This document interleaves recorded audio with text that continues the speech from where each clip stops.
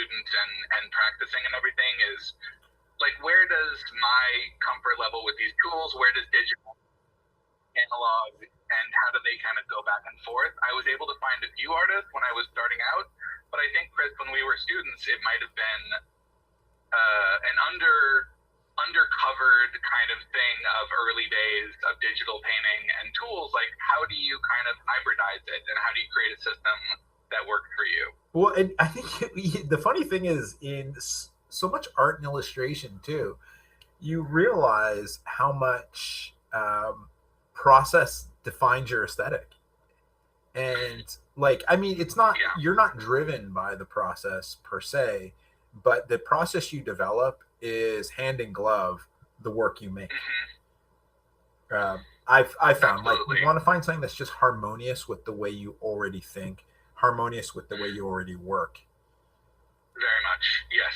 And that's also, if there was a spoiler, TLDR of it, it's, the process, your system and your thinking trumps everything else. Like, it's more important than the tools. Like, bringing tools in to fit what you're thinking, what you're aiming towards, what you're developing, that's where I would say to start. I think the tools are nothing without you.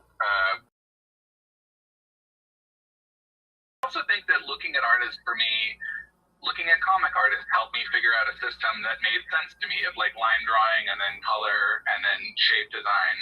And so that's it. Like, your heroes are also kind of your influences, technique, process, stylistically, all that stuff. So I think that also is, everyone's going to have their own system because everyone's going to have their own heroes, their own kind of role models, their own artistic, gold standards that you're all shooting for, and hopefully that's always evolving. Well, you are my gold standard of a working, awesome illustrator. Amazing segue. So everyone, jump over to, you could go to pentel.com/cc for the Creator Collective, or you could go to your Android Play Store, or guess Google Play Store, and the iOS shop to download the Creator Collective app and live stream it there.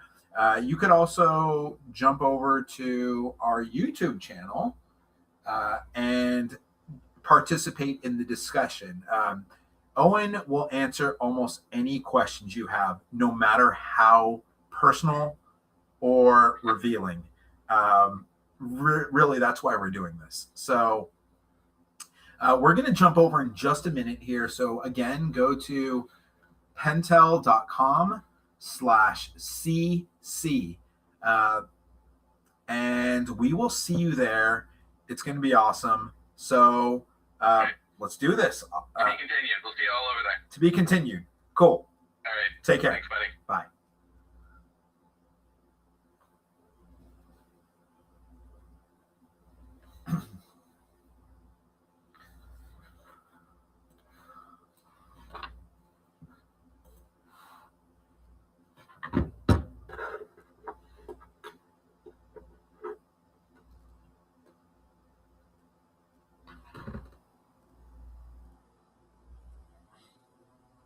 Hey, what's up, man?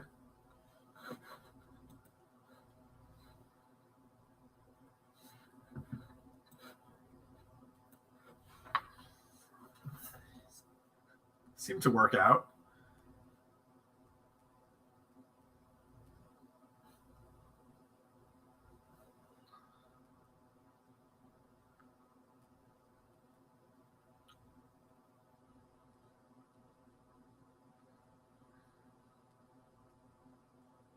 Yep, go for it.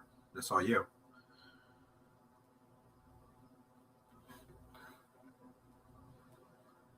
We got some people in the lobby here.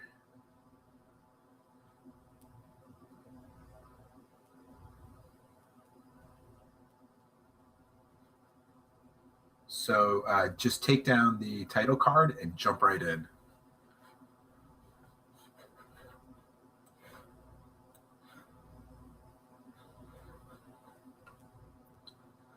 I can hear you. Yeah.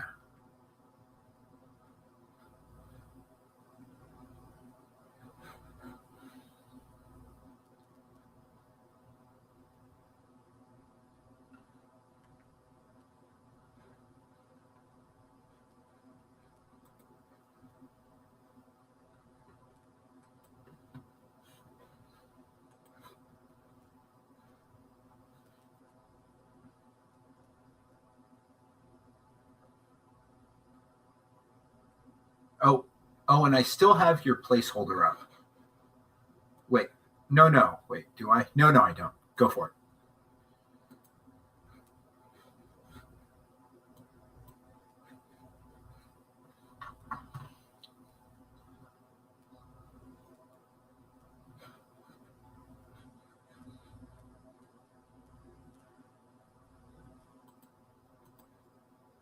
Oh, sorry, Owen. Sorry to stop you really quick. They're getting my audio, but not yours. Okay, Owen's fixing this. The good thing with Owen is he draws a lot better than he manages. Test. Am I back? Am I here? Setup. Can you guys hear Owen? If you can hear Owen, just chime in the chat. Am I coming through? Anything? Mic seems to be on. Desktop seems to be on. Okay, they got us both. Go for it. Jump right in. All right, starting again. Let's try this one more time. All right, hi everybody. Thanks for being here. I just wanted to top of mind. This is the kit. This is my Digital Integration Pro Kit. Sorry for the glare. One of the funnest things I've gotten a chance to work on. One of these rare things I didn't know would ever be on my bucket list. Being one of the members of the systems. And I think the systems is the perfect term for what I'm going to talk about today. But yeah, this was a delight to work on, to think about and kind of formalize something that I've done when teaching. I've talked about the tools that I would recommend for students oftentimes. And this was just kind of a very natural extension of that. So in the kit, if you get it, there is a little tips and tricks thing on the top that tries to kind of break down this process in as simple a way as I can for my own system that I've found. There's a print in here, which is really fun, limited and signed by me in, I think, the first batch of these. So that is here. This picture was done using these tools, and also the process of this, I'll kind of tease a little bit of it, was all done for the video that is in here. So you can kind of see it all in action. So that comes with the purchase, and pens that I really love, pens that I continually reach for. The color brush pens I think are phenomenal for really quick, versatile sketching. Graph gear for kind of lay-in, pencil work, eraser, some whiteout, which I trust with ink to kind of mean you have a little undo, and a gouache brush, which I'll talk a little bit about. But this is kind of when I first started out, and I'll talk about my history a bit, but when I first started out, I used a lot of ink wash. I used a lot of like kind of water-based line and wash. And so this pen is kind of a secret fun thing to dilute a little bit of ink, and then you can use this as a brush pen. It behaves similarly, but it gives you this nice tonal option. So another very reliable secret clutch player. The sign pen I really like for sketching. I want to use these more. They're really nice for quick sketching. They have a little bit of a firmer tip. And then the other MVP, the pocket brush pen, which I use all the time. I just posted a process video about this, and ever since I got one of these, I never looked back. So strong recommend on all of these tools. I like that this is a one-stop shop, as we were talking about, and yeah. So these are available, I think, wherever all the kits are and stuff. And thank you for packing in extra FP10s as well. For packing what now? For packing in the extra FP10 cartridges. Oh yeah, I didn't know that. I'm glad that they're in there. So yeah, that is the kit. There's a little note from me, and yeah, just a little bit some sketchbook stuff here. I did a little drawing time-lapse process that's on the Pentel, or it's on my site and it's on the Pentel site. But this is basically that in real time. There's some demos we did at Lightbox and stuff. But just to kind of give you all an idea of the scale and size that I like to work in. Yeah, and Chris, stop me if there's questions or other things, and I will kind of get into, I have a little slideshow, but I'm also happy to answer questions and other things. Yeah, just jump right in, and I'll field them to Owen as they come. Cool. Lovely. Thank you. So Oh, we got Lutz in here too. Brian, glad to see you, bud. All right, so I'm going to go to my screen here. Sorry, bear with me. Display capture. All right. Moving Chris and me off. All right, can everyone see this rectangle of white paper with hello, my name is Owen Freeman. Can everyone see this okay?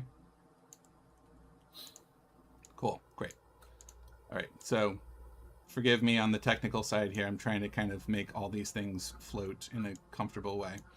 And Chris, do stop me if there's more I can talk about. I put together some notes. Basically, the way that I thought would be the best is to kind of take the thoughts I have about this and kind of give myself a little, you're seeing my, my speaking notes here. So, yeah, I'm an illustrator. I'm a viz dev artist, concept artist, a teacher, and a student of illustration.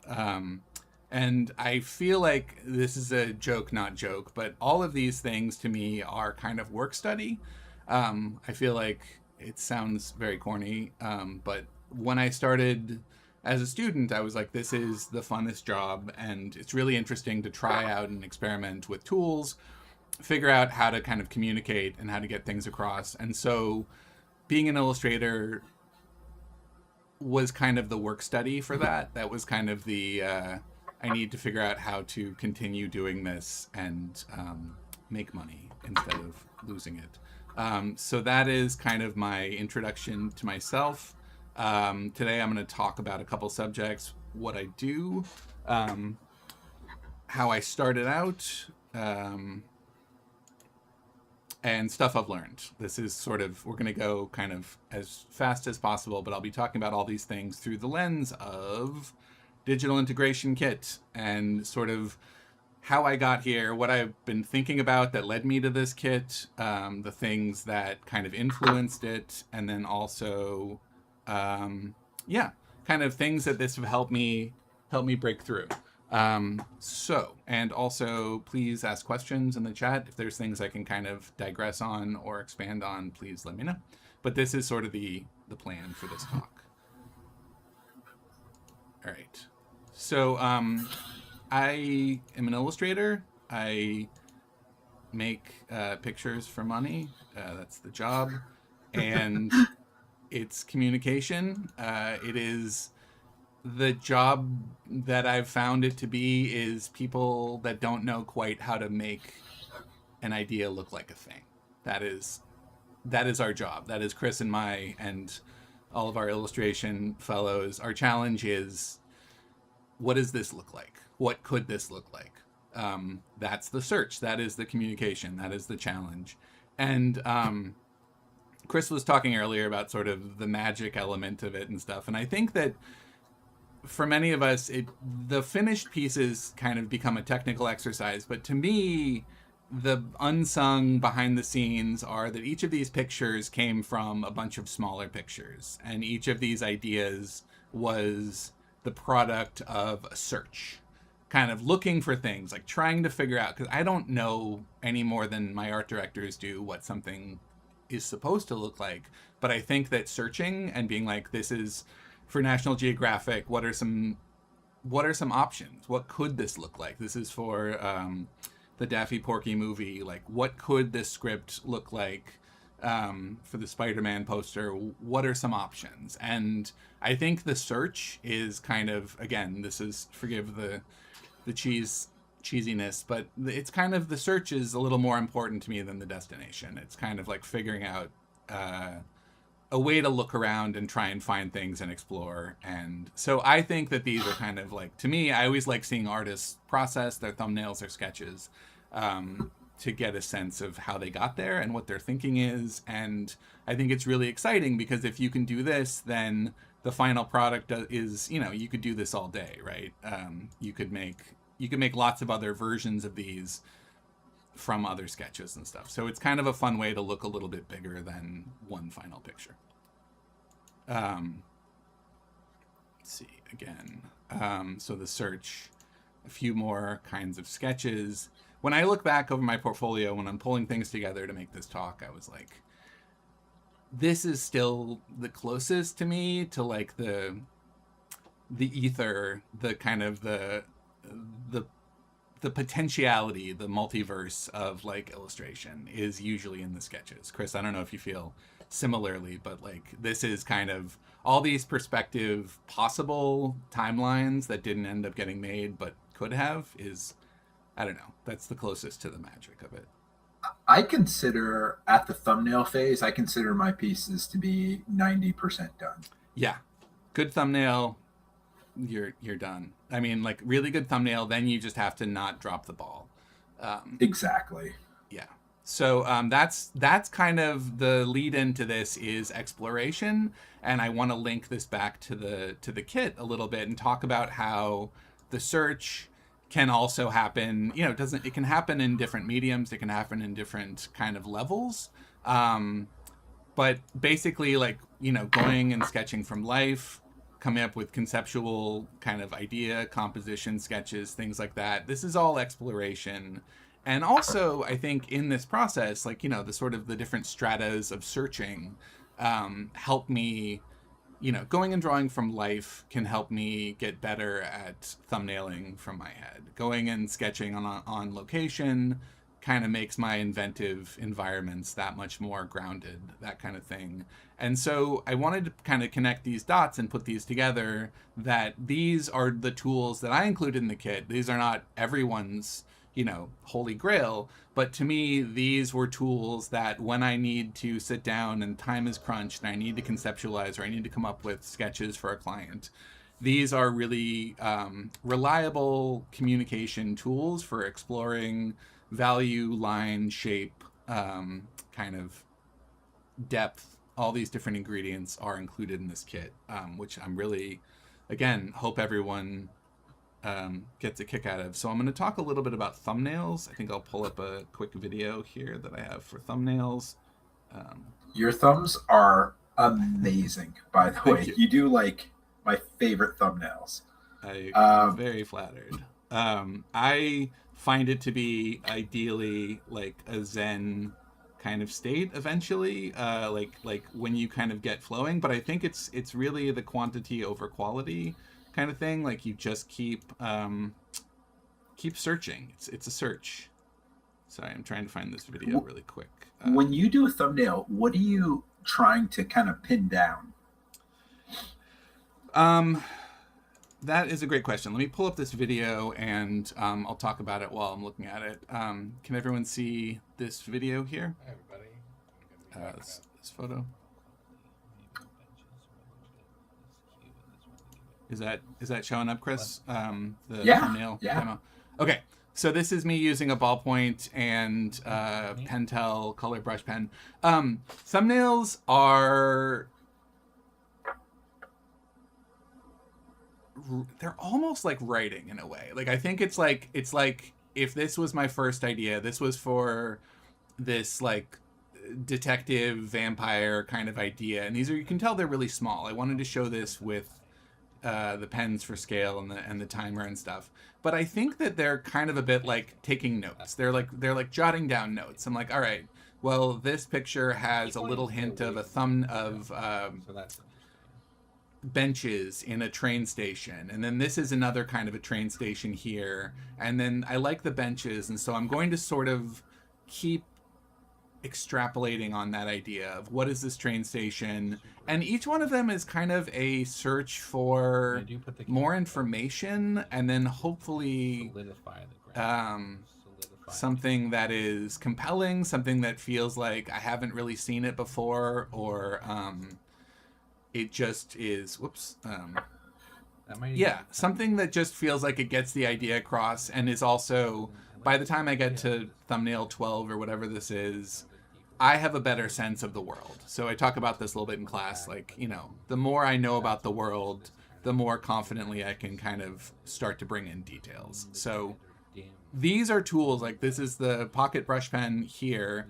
And these are just tools that I think I can very quickly think about shadow, think about light, and also think about line. I think that that's one of the things that these brush pens and I really agree on is the ability to kind of move back and forth from line and value.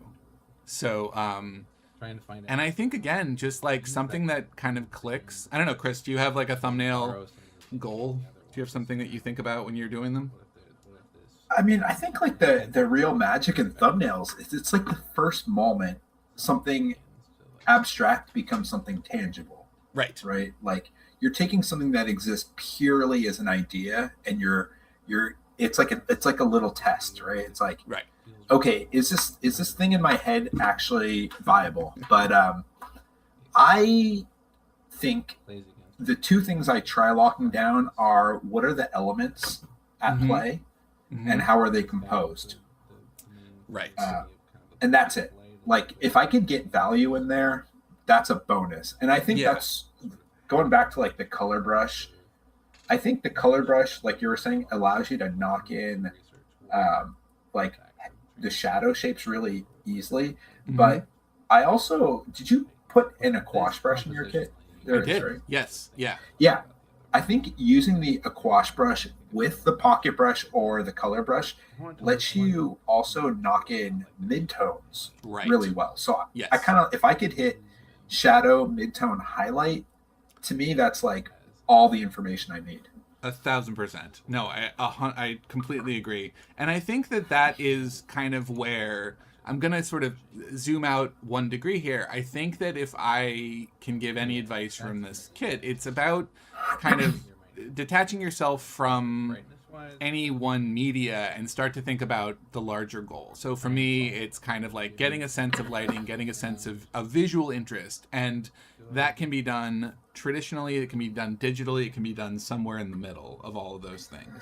And so that's also, let me move into my next little part here. So the search and close this up. Yeah, the search and kind of transcending the 1 or 2 kind of media that you're used to, and trying, like Chris was saying, what is a midtone?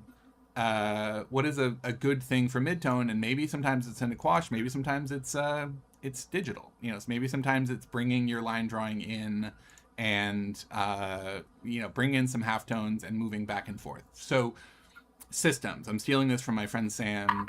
She made this incredible point about. I agree. Like, I think style is a really fraught, unhelpful word. Personally, Agreed. I think style is. It brings the wrong connotations to someone's work. I think that it's sort of fixed and rigid. I think system is a better term because a system can be adapted, it can be modified. It's always kind of expandable, right? I used to always say in class, like focusing on styles, like focusing on the car color instead of the engine.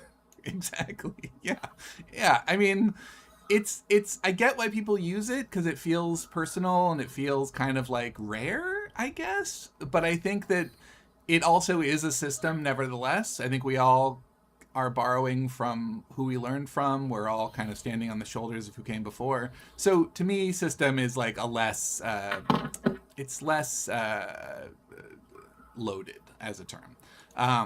So for me, because I grew up kind of reading comics and that was where I figured out illustration, I don't know, that's where illustration clicked for me. It was like line drawing, color and shape, and then some kind of adjustment, glaze, design on top of it. So this happened to be a system that I sort of adopted early on because of comic books, because that was what I looked at and I learned from early on before I knew what illustration kind of was. And so... Quick sidebar. I would say, like, just for people listening, who are maybe the top 3 comic artists to include in the canon? Easy question, I know. Yeah, no. As long as we're not recording this. We are. Yeah, I mean, there's the sort of the people that got me excited when I was a kid. There was just, seeing like it's weird because like I got into Mike Mignola, but for doing Marvel stuff. Like I really liked his early like Wolverine and Batman stuff was great. Like I found him kind of pre Hellboy, which I really liked. You know, comics were they were available, they were accessible. I think the Image stuff happened when I was of the right age to kind of be excited about Jim Lee and all of these incredible artists that were coming up. I think Otomo now, there's other artists now that kind of keep knocking people off my list and people that I wish I had heard of and stuff. So I feel like I should do like a supplement to this. But I think that what tied comics together to me was there was, John Byrne, there was How to Draw Comics the Marvel Way. There was just this idea of pencil, ink, color.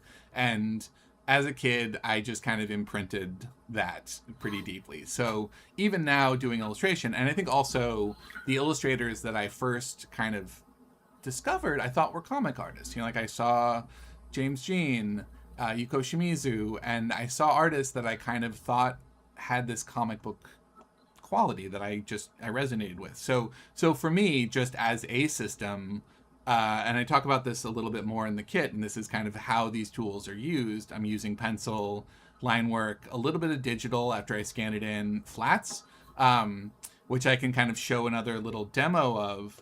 But basically, flats are a way to contain. They're a way to, once you have your digital work scanned in, flats are a way to make a very quick, you can Google this, just Google comic flatting.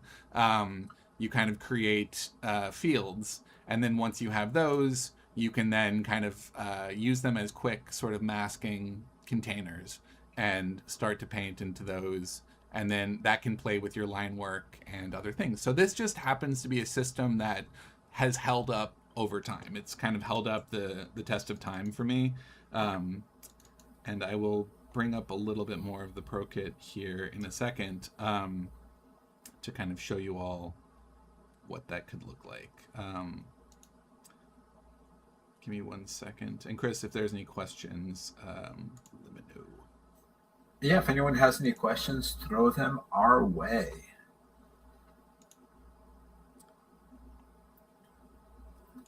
What would you say typically is like your percentage analog versus digital? That is an awesome question. I think it started out, I think when I started, well, actually, that's a wonderful question for my next slide, actually. It started out like 100% traditional.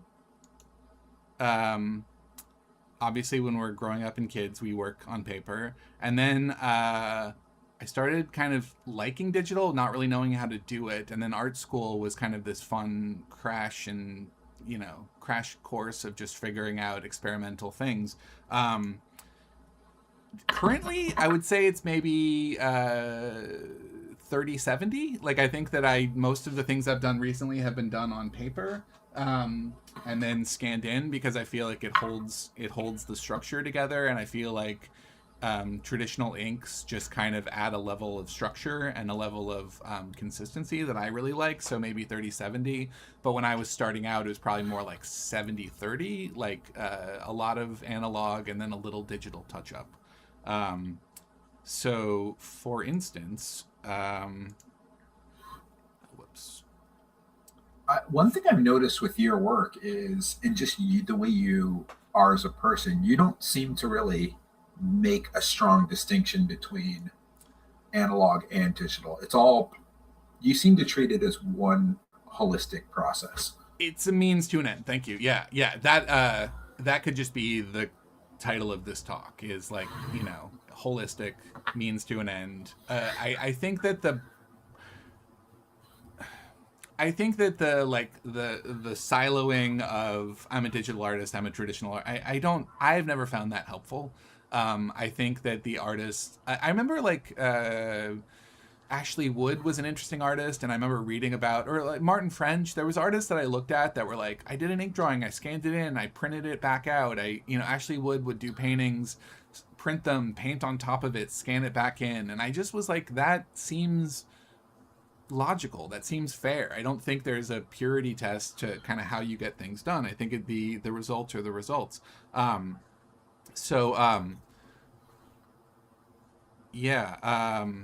Sorry, I'm just Anything else would, I think, to me, it's like calling yourself, labeling that seems very limiting. It does, and it seems unnecessary. Like, find your own system, like build your own system. So, yeah, I guess, well, I'll talk about this. So there's the digital analog. This is kind of tying in kind of seamlessly with what we're talking about. So there are people who are like, I sketch, I draw, I, do all my editing and painting. I'm a digital artist. I'm a traditional artist. And there's this kind of made up idea that you can't jump the fence, right? You can't go back and forth. And I've never found that to be super true. I think that they can make each other look really good. I think what you need to jump this particular fence is a scanner and a printer. Like, that's it. Like, these are the stargates to get between these two spaces. And you can use a camera, but I really think everybody, if you have digital tools, I think a scanner now is just such a light art material purchase. I've had one, like a document scanner I've used for 10 years. It was like $100 or something. They're really affordable. And when you start to kind of bring a scanner in, that means your sketches can be digital sketches, or maybe you work traditionally and then I didn't know about this for a while, but like comic artists will do digital pencils and then traditional inks, or they'll do traditional pencils and then digital inks. It kind of, at the end of the day, it's just sort of what tools do you want to use, what is fast, what is kind of comfortable and fluid. So, for me, a lot of times I'll do thumbnails traditionally. I'll scan them in. I'll kind of tighten them up digitally.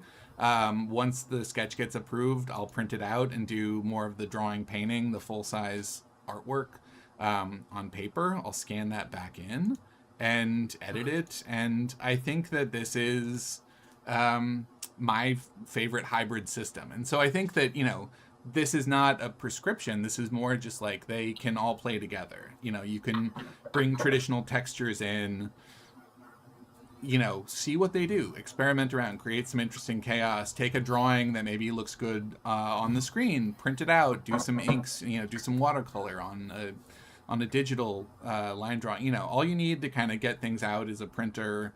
You can lightbox things. I do that a lot. If I have a sketch that I like, I might blow it up and then redraw it with ink and stuff. But I think mostly just if you feel like that line is an impediment, or you feel like that is something that is intimidating, I would just say try to break it as best you can. Owen, sorry to interrupt. We do have a great question in the chat here from another one of my favorite illustrators, the great Brian Lutz, asking, are there any dream projects you're working towards? And this is besides your male modeling career, which I know we've talked a lot about. This is besides, holy smokes, Brian. Oh boy. I mean, I'm working on a movie poster anthology of that are not real movies. I'm working on a book for this fall, and it's pretty dreamy. Like, it's close to dream project. I mean, I feel like this isn't, I'm not trying to be deflective or anything, but like I feel like that I may not know, like, this project was a dream project that I would not have been able to name or identify like 2 years ago because it didn't exist. And so I think that that's sort of, I like that the dream projects are usually surprise projects. I feel like that I've enjoyed getting into movie posters lately. I've enjoyed doing more concept visual development stuff. But I like to kind of think that they're a little bit part of what makes them special is that I can't even really name it yet. I think that it's a little like what Chris was saying with, the ephemeralness of a thumbnail is kind of like you're bringing it into form. And I think that there's probably going to, if we talked in 5 years, I'd be like, oh, this turned out to be a dream project, but I didn't know what it was in 2026. So probably just working with cool people. And sorry, something like G.I. Joe packaging, I guess I'll just say. Also, so there's a long answer and a short answer. Yeah, that's a great question. So how I started really quickly to sort of ramp up to the this is a buckle up situation. This is tiny Owen in high school figuring out Photoshop's textures and cloud fills and lens flares, and this was a big day for young me in Photoshop. Dude, that's awesome. Too. Yeah, this is as good as it gets. This is childhood me figuring out kind of my hybrid, traditional, digital, whatever. I went to art school, I went to art center, and that was another kind of interesting hybrid time of figuring out how to work on different media, figuring out behaviors of different types of paints and surfaces, and it still had kind of a line, shape, glaze kind of thing. And all through college, I was working. I can talk a little bit about this really quickly. This is a book that I made. This is a daily drawing book that I did at Art Center, and it was like 1,000 days of experimentation, just of drawing from 2006 to 2009. So this is like my entire art school in this book. But these are some excerpts from it, and I think it was all, every one of these kind of moved me a little bit further. I was like, okay, this is an interesting printmaking thing, which I also remember feeling kind of almost like printmaking was a little bit of a digital thing. Like you kind of, printmaking is like you do a drawing on a plate and then you can print them kind of. I was like, oh, that's kind of like saving a file and then running them off and stuff. So this was an aqua tint, which again was like fun to think about. This was a full Corel Painter experiment. This was an aha moment where I was like, oh, I can take a line drawing and like an ink drawing and then do a little bit of a texture mashup on it. And that was like, little things started to crackle. Here's Steve Buscemi as a playing card, obviously. The most standard art center, no. But like at towards the end of school, I started to figure out that I really liked hybridizing ink, wash, and some kind of digital after post effect. So this was again kind of my little like aha moment, and it really helped me kind of be like, okay, like maybe you should continue investigating what drawing and some colorization, kind of some digital painting with your drawing can look like, and this system has stayed with me to this day, and it still works pretty well. Like I still just kind of, this is a system that is holding up. I think it's still like, I want to get better at drawing. I want to get better at composition, and the digital painting is always like an interesting evolving tool. I've moved from like Corel Painter to Photoshop to Procreate to like Clip Studio, which is where I spend a lot of my time currently. That's kind of my go-to digital painting tool currently. And then, yeah, sort of coming to a close, things that I've like learned and figured out. I guess this is sort of the recap, and then I'll kind of show a little bit more process. But actually, you know what? No, this is a better time to talk about this. I'll talk a little bit about the process of making the cover for this. So I'll skim around, but basically this was the pencil drawing based on some reference that I put together for a sketch for the cover art on the box. And to talk a little bit about the materials that I chose, this is again kind of an expansion on what we talk about in the kit, but the brush pen has a really lively line. Like the pocket brush is really, really nice for kind of more organic, kind of flowing, kind of a little juicier lines. And so I included those for this drawing. And because I wanted these figures to kind of stand out a bit, I wanted them to have a certain kind of solidity, I guess you could say. This is all, I think, on Bristol. And also just kind of working on the forms and the structure and kind of creating something that feels a bit more solid. One of the things I got advice from when I was a student was, digital drawing can hold up pretty well, but sometimes it doesn't feel like it has like a size, like an actual size. And I think using one brush to kind of do everything gives it a sense of scale. Like I feel like you can tell how big the drawing was. And so that's just a thing that I personally have kind of stuck with, is try to, whenever possible, do the drawing Hi, on welcome paper. to Digital Integration. And, so a little bit more of this process. I'm going to go a little faster here. And again, happy to answer questions as we go. Belinda has a question. We all Yes. know Belinda is Yes. the single-handedly responsible for what's happening. Belinda made all of this possible, everybody. Yes. Belinda was the Pro Kits were an idea she had years ago and pushed through, and she really gave me the opportunity to work on this with you. So big thanks to Belinda. Big thanks to Belinda. Thank you. Yes. She asked, did you start out in digital with this? I think we're seeing here, like, I had some small sketches. That's a really great question. I actually have some tiny sketches. Let me see if I can find them really quick to show you what I sent Chris early days.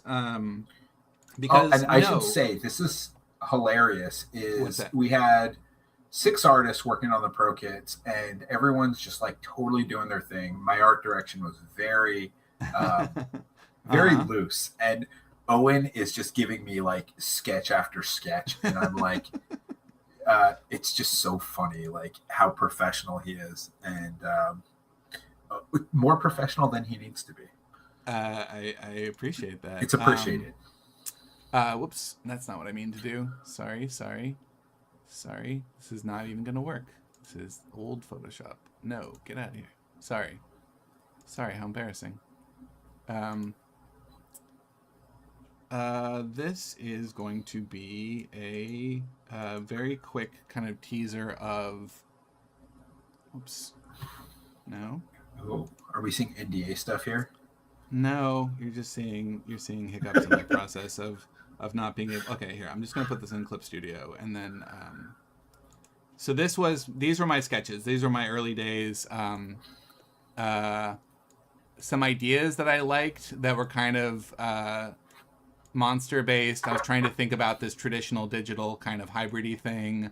And so this was an idea that was roughed out, and then I had a little bit of reference to kind of mock it up and ask Chris which one he liked. But I thought the idea of sort of a peeling away layers was kind of cool. And so we ended up going with this one. I did another little sketch based on this reference the other day. But I think in this case, Belinda, it's a great question. I might have started out on paper doing some even smaller thumbnails. Because they all blur together. I'll see if I can find an even tinier early thumbnail day. But yeah, I suspect that this was done very small on paper, elevated to try and make Chris think I was cool, and then taken back into this whole process of this video. And a little bit just to kind of talk about this process a bit. Not this one, sorry. The video that I was just playing. Hi. So what I did here, just to kind of talk a little more about the pens, so you can kind of see that I'm using a hybrid Technica pen for the background, and this sort of evolved from me using Crowquills and Tech pens and repeatographs and stuff early on, and I really like that these lines kind of they're a little more monotonous, which I think is necessary. If everything was done with a brush pen, it might be even just a little much. It might be a little too many things. So this, you can kind of see how the brush pen pops forward. The Technica is really important for structure, and it really helps me a lot, but it also is duller. It's kind of just a little, I mean that in a positive way. It's like you need some kind of, as Paul Rogers would say, you need the soup and crackers. You know, everything, if you have too much soup, you need crackers, and too much crackers, you need soup. So this is me kind of working on the 2 layers and the depth, figuring out the cars with this pen. And then the aquash brush makes a there's some shadows with the color brush. Yeah, and then on this one I thought I would go back to doing some wash, which I hadn't done that much in the last couple of years, but I really thought it would be fun to kind of do a little bit of tonal wash on this before I brought it digital, and it did. It helped a lot. It added some texture. I also think, just for me personally, traditional, the more I do traditionally, the greater my confidence is digitally. I think that John Hendricks made a really great diagram of like, you have digital is like infinitely editable, but your ideas don't simplify. They just continue to expand and expand and expand. And I think that for me, if I spend the time on paper, it usually means that I have a little more confidence once it's scanned. So this is flatting. This is what I was mentioning about flatting, is to create kind of take what's really important, what you need from the scan, to then capture. Quick masks also is a really big, these are just things I would recommend everybody just kind of Google, since they're sort of the weeds of things, but quick masking is a really nice digital tool that works everywhere. I think most software are pretty interchangeable with this. I tried to also be kind of software agnostic with this, so that you could use any software that you wanted, because I think they're all getting better and better. But the flats are, again, a chance to kind of preserve and keep your big shapes from touching. And then when you get to the painting phase, you'll be grateful that you don't have to like mask a hat or figure out the edges of a coat or whatever. So this is something that I figured out from studying comic artists and colorists and stuff. And then it's just kind of a construction process. But I think that, shout out to the traditional stuff on this piece, because there was already a lot of interesting things happening. I even left some of the paper texture up here, and I think I lightened the thing a bit. And then there's the sort of the pencil ink wash digital kind of life of this. So can I ask what paper you're using, Owen? Because there's like this where the ink is like, you're getting kind of those washout textures. Look so good. It's that is a great question. It was I think it might have been a watercolor paper. It might have just been cold press watercolor pad that I had laying around, and it worked overall pretty well. Are you also leaving the temperature in the scan, because it feels like a kind of a French gray, not it did. I think it ended up warmer. Yeah, it ended up a little bit warmer, and I think, as I was just saying, I think a lot of times moving back and forth, like analog makes digital. I don't know, it surprises sometimes. I feel like my digital can get a little stiff and my analog can get a little bit kind of stiff, because I guess that's me. And so this is like a chance to let both of those things bleed through a bit. And yeah, I think that the paper temperature did exist a little bit longer, and it gave it some kind of messiness, which I think worked out really nicely. And probably, again, goes back to what we were talking about, goes back to what we were talking about here. Like, I think these dots all kind of connect, but like the layering and the messiness of things that I was doing in art school continue to persist. Like this is a piece that has a lot of that same muckiness to it, but I really find it to be charming at this point, you know? And this was just a drawing that I then, this was just kind of a dirty drawing, and then I don't know. I think that sometimes the messiness of digital is kind of appealing in its way. So home stretch here. Tips and things that I've figured out. Systems aren't either or. I think that building kind of a hybrid system that you all kind of feel like gets at your big idea. So rather than looking at the surface of your picture, think about what is the goal, what is the idea, what's the big concept, what's the big story. I think this helps on multiple levels. You can think, if it's one sketch, that's a lot of pressure for a little sketch, you know, or if it's a drawing, you're like, I don't want to put all this pressure. But I think going back to the thumbnails, as I was sharing earlier, the thumbnail kind of thing, this takes the pressure off, right? Because it's an idea. Like we're trying to search for an idea. This is vampires in train stations, and none of these sketches have to do all the lifting, but they're all kind of helping to solve their it's a strength in numbers thing. And so I think that that's the advice that I would mainly give with digital, is like to kind of to take the pressure off of the one thing and think about the bigger idea. Is this about scale or depth or, you know, excitement or light or whatever it is you're thinking about. It also is easier to do this with client work, unfortunately. I think when clients call with an assignment, they're like, we want this to feel alive. We want it to feel really fresh. We want it to feel really terrifying. We want them to feel this is meant to feel chilling or, you know, ominous or whatever. And so you kind of have a big picture, and then you're just trying to kind of like, again, sketch your way towards, explore your way towards that concept. So it's a little trickier, but you can do it on your own if you're doing personal work. Just kind of try and keep the big picture in mind is my advice. Tablets. I think any tablet, hopefully we're kind of post, you know, everyone hopefully has iPads and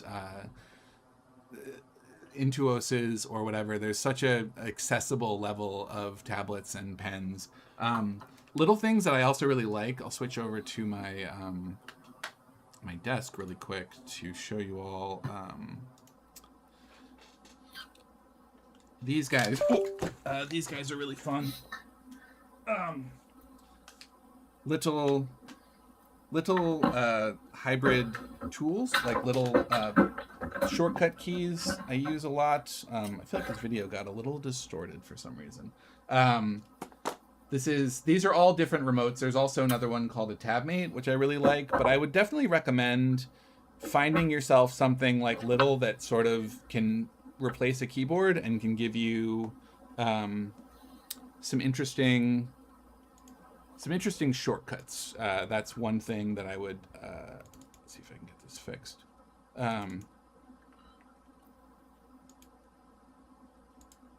Sorry. Yeah. So that is one little tip, is finding yourself a tool. This is a Tourbox. This is an XP pen. These are really nice because they lessen the idea that you have to be at your desktop. You have to be at your computer. You can kind of use these to hotkey things. And it usually takes me like a day to kind of get comfortable with these. But then once you do, you start to kind of like, you know, it's an instrument. You just kind of play these little tools and stuff, and they're varying price points and stuff. But those I really like as a digital painting accessory. Digital illustration. Timers, everybody.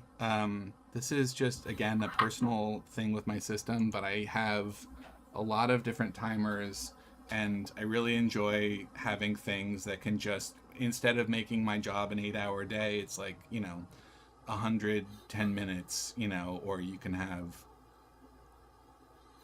5 minutes to do a sketch or something like that. So I really like having a timer. It's the Pomodoro technique that just kind of clicked with me. So I think that also is sort of, it's not a digital painting tool per se, but I really do swear by them.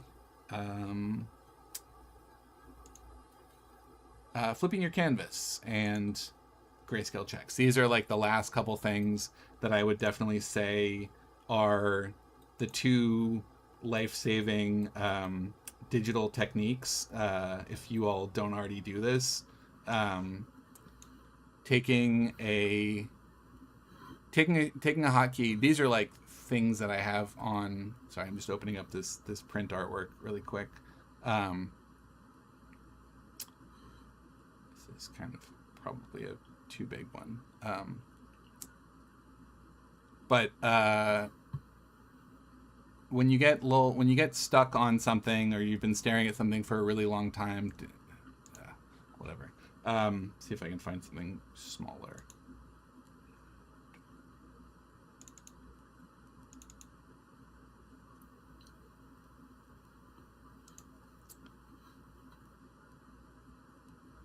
Chris, do you have any lifelong digital tips? I think like I really strive to achieve what you do very naturally, which is bring all like kind of the warmth and vibes of analog into the structure and possibility of digital. Mm-hmm.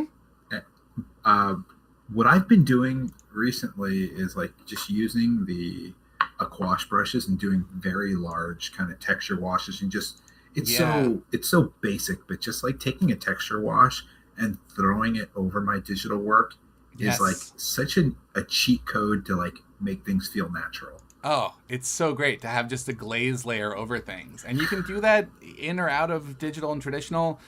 So flipping the canvas, everybody, like if you've just been staring at something for too long, flipping it, you can catch things, you can notice compositional shortcomings.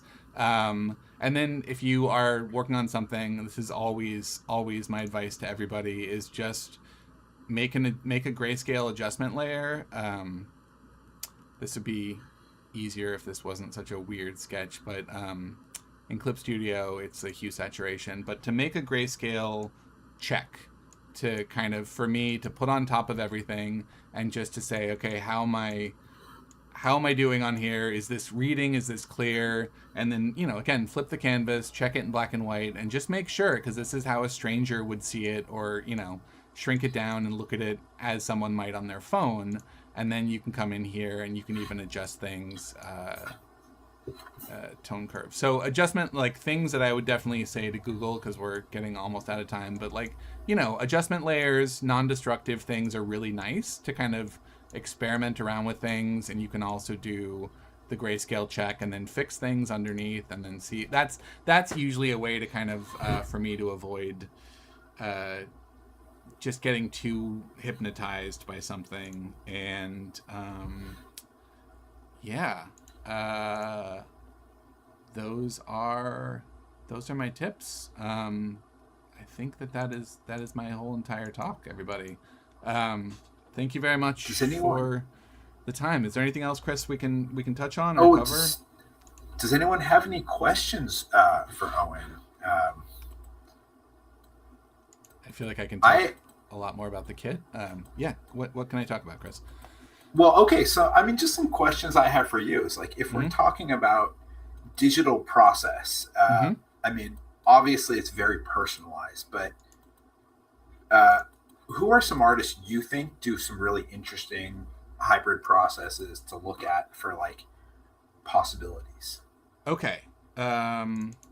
Again, I think Ashley Wood is one of the early people that came to my mind. I think people that I saw working, Victo Nye does some incredible work with line drawing on paper. I've seen some of Victo's originals and they're phenomenal. And I think that she also flips. She was like one of the first to like really flip line value from being the holding lines to be the lighter value and the fill to be the darker value. Yeah. Some really nice color hold stuff. I think that that's a really great question. I feel like these are two. I'm gonna make a note to myself that these are like two. I'll do some addendum posts about comic artists and tradigital artists. That I like that. Yeah, it's always a little awkward. Who else? Tommy. I mean, Lee since Edwards we have is a comic artist that I think of that I think works really nicely from paper to screen and back and forth. What were you gonna say? Sorry. I mean, as long as we have like Brian Lutz here, I think his digital analog process is really cool. Brian, move. He has a question. Is there a product in your kit that you would recommend to someone new to Pentel? And Belinda was asking a similar question, like, what, like, you're going to start with one thing. You're going to give it to someone who's never held a Pentel tool before. What do you give them?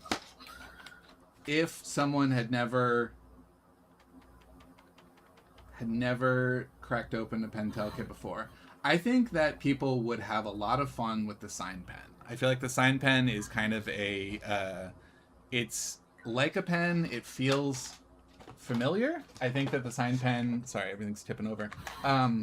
Trying to look at my screen and do, this is really annoying. I had a camera adjustment, but it's not zooming out. Sorry, let me turn this off and turn it on again really quick. I think the sign pen has a familiar but kind of special quality to it. Well, whatever. I'll just make this work.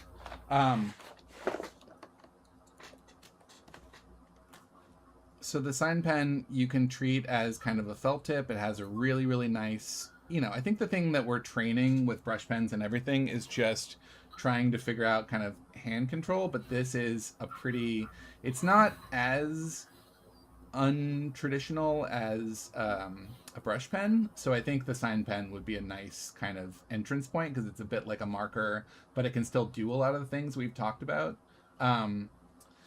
So that's a good one, but I mean, I'd be hard pressed not to recommend the color brush. I think that the color brush is one of these guys is going to be a really fun and kind of almost even more than the pocket brush, which I love, but I think that these ones, since you can physically kind of you actually squeeze these into here, and so you get the painting feeling, I think, really straight out of the box with these. And so, I don't know, to me, this is also a real delight in terms of a feeling of dipping a brush in ink.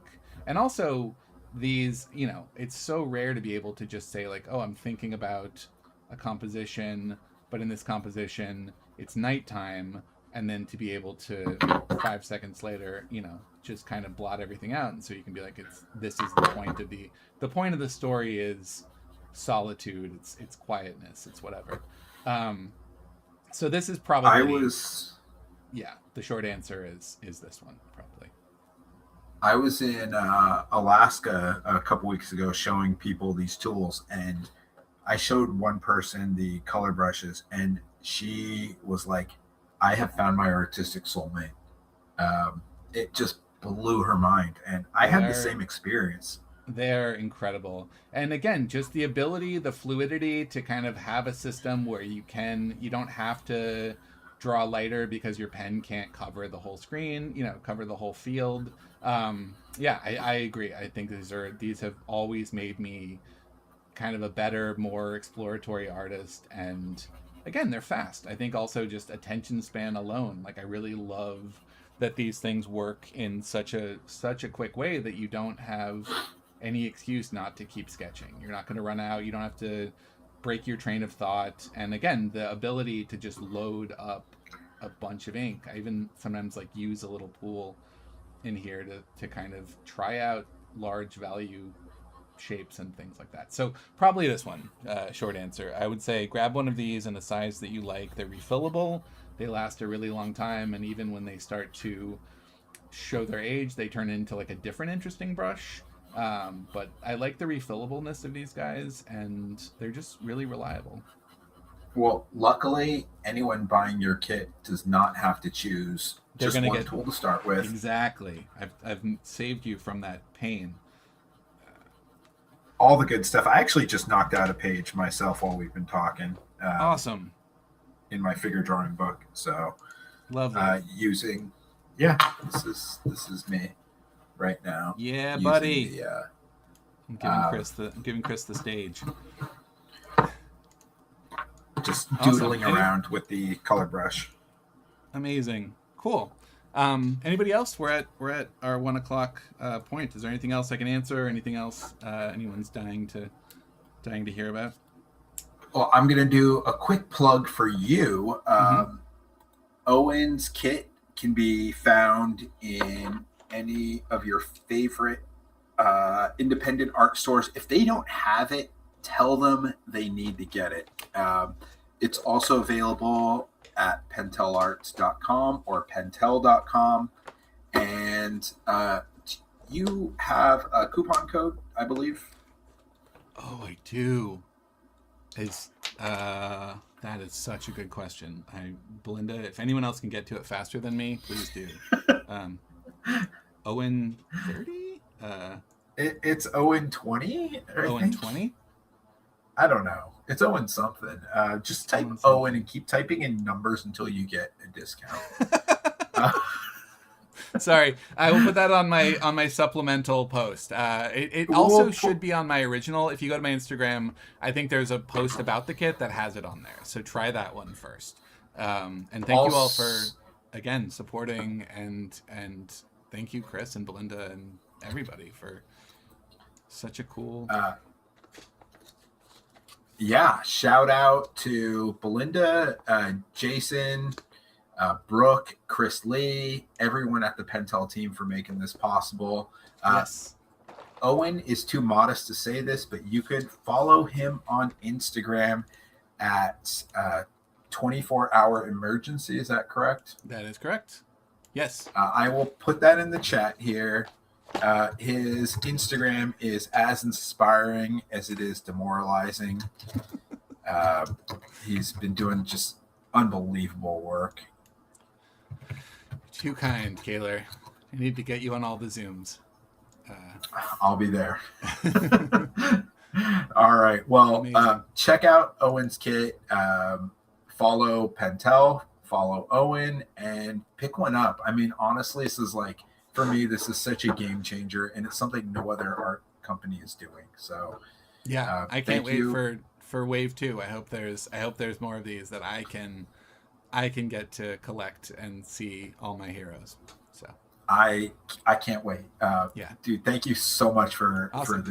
for this workshop. I loved it. Thank you so much, Chris. Appreciate it. Thanks, everybody. And if there's further questions or anything, feel free to message me wherever. So, are we safe to stop streaming? I think now is when you should reveal all your most intimate secrets, because I think we're still live. No, the streaming button.